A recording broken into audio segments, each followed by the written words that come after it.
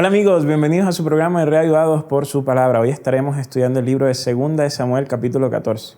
Esperamos que nos puedan acompañar y como siempre vamos a orar antes de iniciar nuestro estudio. Preciado Dios, rogamos que tú puedas estar con nosotros, ayúdanos a estudiar hoy tu palabra, entender la importancia de actuar cuando veamos a nuestros amigos pidiendo señales de auxilio con su salud mental. Que tu Espíritu esté con nosotros, que nos acompañes en Jesús. Amén. La situación que ocurre entre Absalom, Amnón, Tamar genera una profunda tristeza para David. En el versículo 1 del capítulo 14, de hecho, él dice, Joab, hijo de Sarvia, comprendió que el corazón del rey se inclinaba hacia Absalom. Esto significa que cuando en la Biblia hebrea se habla de corazón, el corazón es la mente, ¿no? O sea, es toda la actividad mental y emocional que pueda generar un ser humano mientras está vivo. Y esta expresión de que el corazón se inclina hacia quiere decir que la mente es favorable o que la mente está pensando en fulano de tal.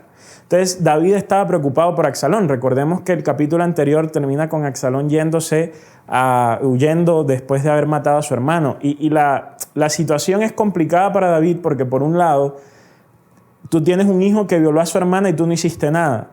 Y ahora viene el otro y pues toma venganza y te mata a tu hijo y entonces deben haber unas consecuencias y la consecuencia pues naturalmente sería la muerte para Absalón. Entonces por esa razón es que Absalón huye. Absalón entiende que es una situación bastante complicada. Absalón entiende que que ha hecho algo malo, o sea, considerablemente malo. Y por esa razón, pues él dice, yo debo huir porque mi papá seguramente si me encuentra me va a matar. Cuando David se enfrenta a esta realidad, o sea, vamos a darnos cuenta que pónganse ustedes los que son padres en ese plano. Imagínense que ustedes tienen un hijo que violó a una hija de ustedes y luego vino el otro y mató al otro hijo. O sea, es una situación difícil. Es una situación que en términos, o sea, si lo trasladáramos en términos contemporáneos, o sea, David estaba mentalmente turbado por lo que había pasado.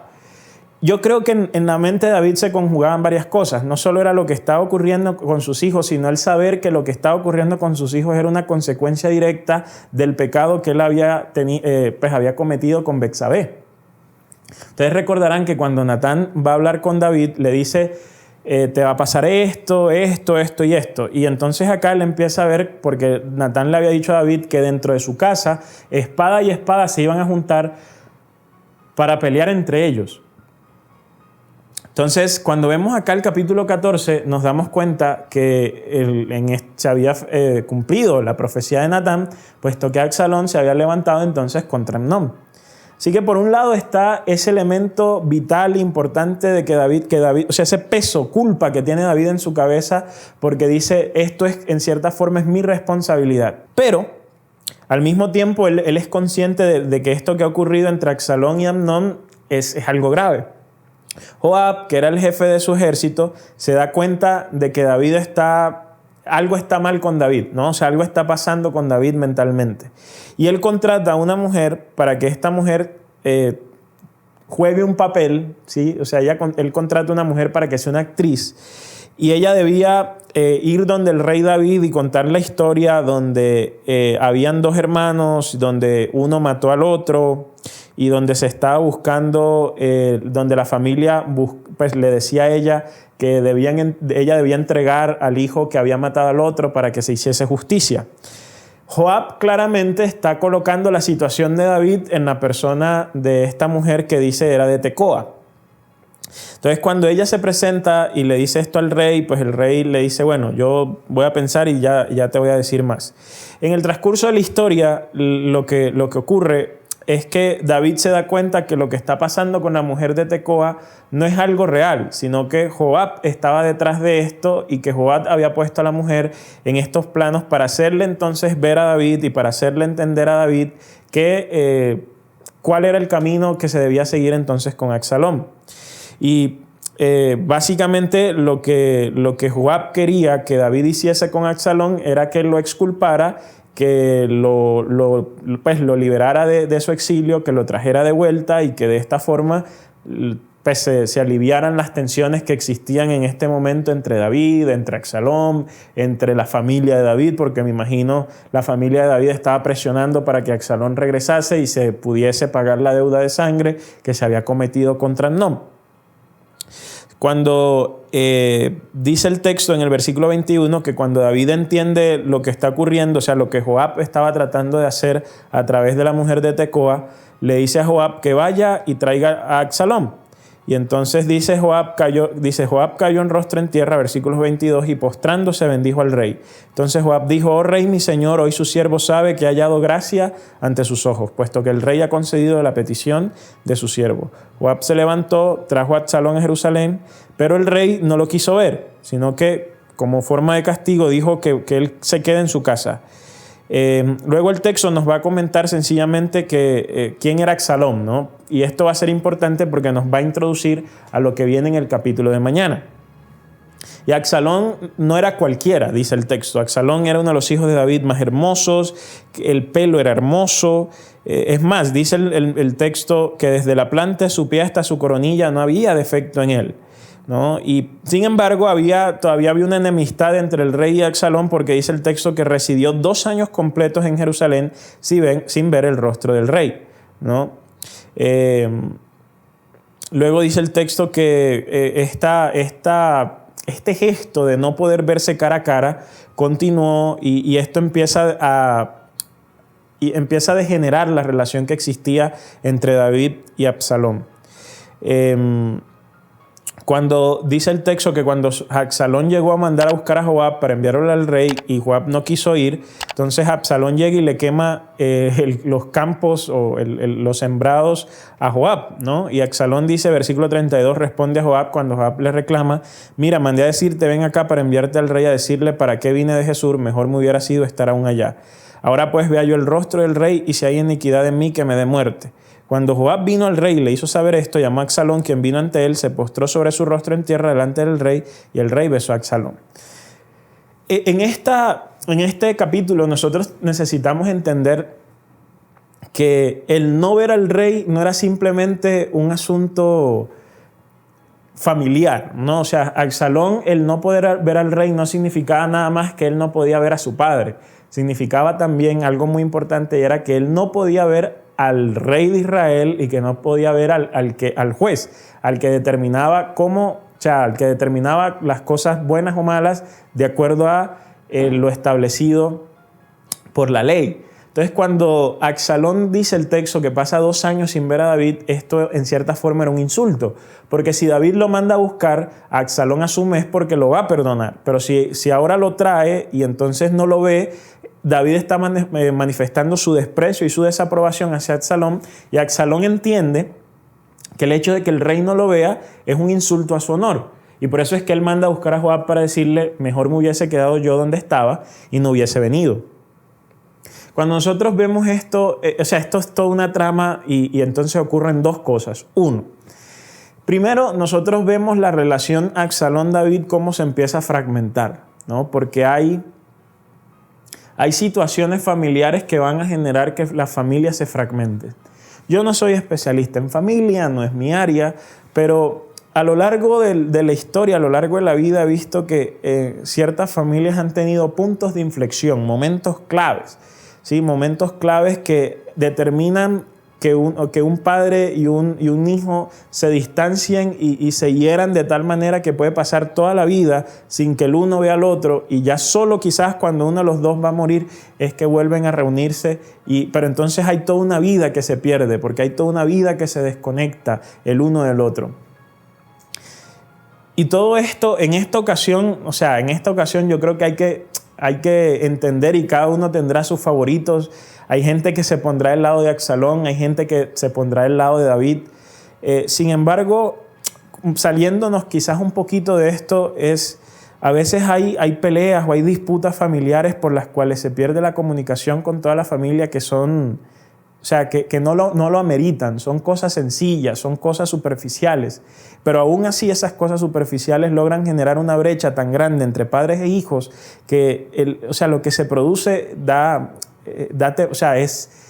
pena, A veces hay papás e hijos que pelean por un carro, o hay papás e hijos que pelean por un terreno, papás e hijos que pelean por una palabra, ¿no? Y me parece que una de las enseñanzas del texto, sobre todo a la luz de lo que va a venir después, es que nosotros no podemos sacrificar a la familia en el altar de las peleas pequeñas. Hay motivos serios por los cuales yo diría, oye, es que tu papá hizo tal cosa y uno dice, es un motivo serio. Que tu papá intentó agredir físicamente a tu mamá o viceversa, tu mamá a tu papá.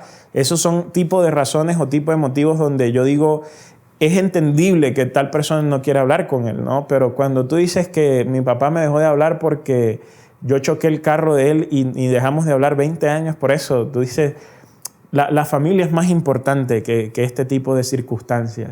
Y me parece que aquí David y Absalón jugaron al juego de quién tenía más orgullo, ¿no? De quién era el más macho, de cuándo era que el otro iba a venir a suplicar perdón.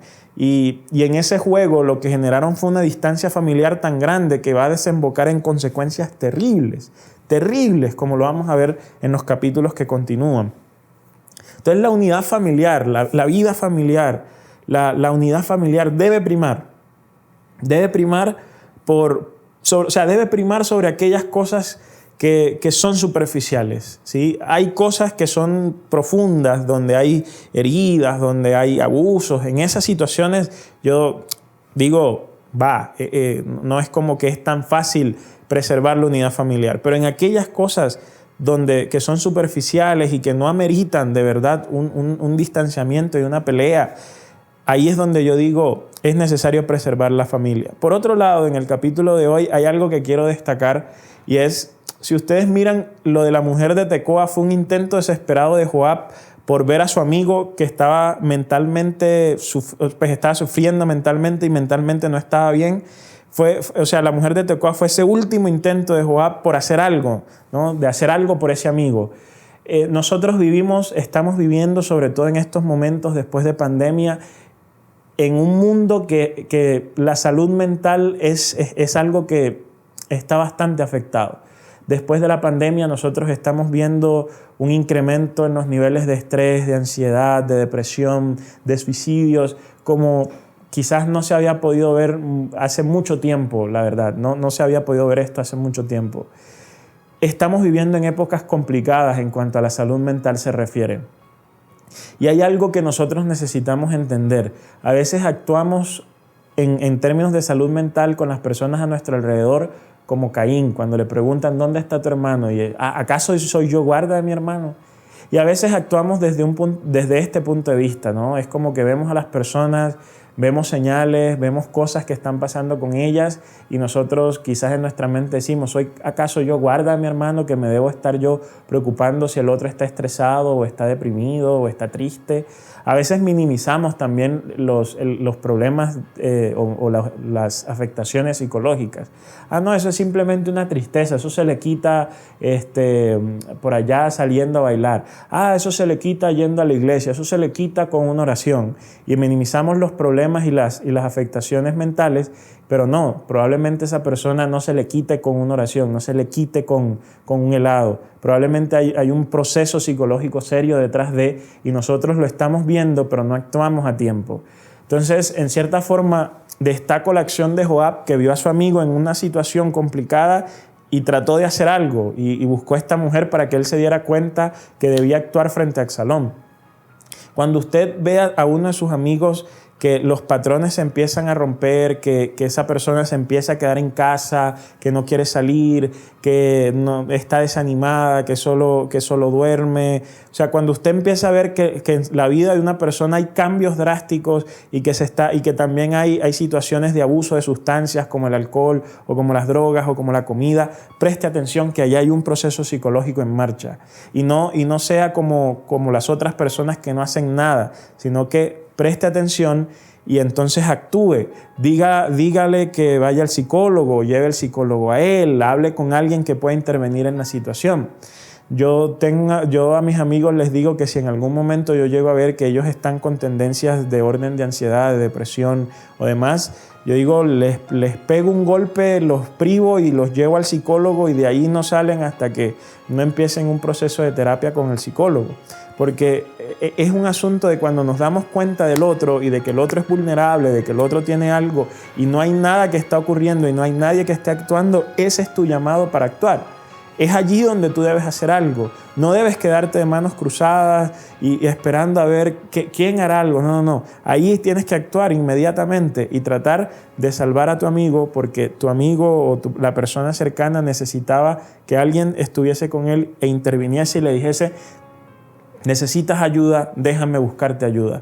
No, a veces ellos no necesitan que tú les hables, les digas. A veces ellos nada más necesitan saber que tú estás allí y que tú vas a darle y proveerle la ayuda que ellos necesitan.